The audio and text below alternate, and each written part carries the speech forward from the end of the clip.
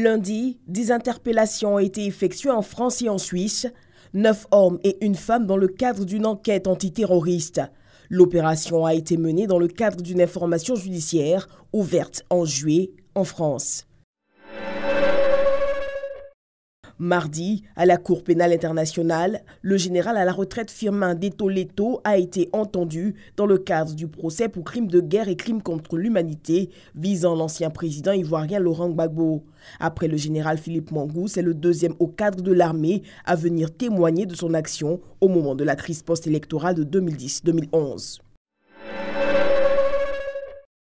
Mercredi, au Royaume-Uni, Priti Patel, secrétaire d'État au développement international, a quitté le cabinet de Theresa May.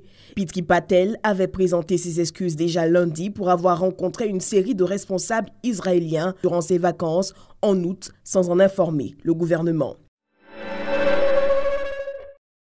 Jeudi, au Burundi, les présidents tanzaniens John Magufuli et l'Ougandais Yoweri Museveni ont vivement critiqué la décision des juges de la CPI autorisant l'ouverture d'une enquête sur des crimes contre l'humanité présumés au Burundi.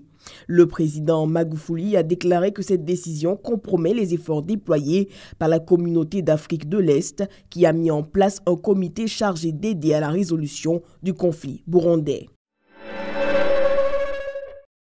Des milliers de personnes ont manifesté à Lomé contre le régime du président Faure Gnassingbé à l'appel de l'opposition togolaise.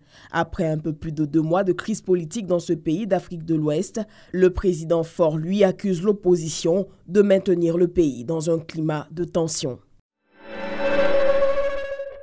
Samedi, un accrochage a eu lieu à Ariel dans le Soum entre un détachement militaire de Nassumboum et des groupes armés au Burkina Faso. À l'issue des affrontements, plus d'une dizaine d'assaillants ont été tués, mais l'on dénombre 4 blessés dont un grave dans les rangs des forces de défense et de sécurité. Les militaires burkinabés ont emporté un stock important d'armes ainsi que 4 corps d'assaillants. Ce dimanche, un diamant de 476 carats a été découvert en Sierra Leone. Il s'agit du 29e plus gros diamant jamais découvert. Trouvé dans la province diamantifère de Kono en Sierra Leone, il sera vendu lors d'enchères internationales.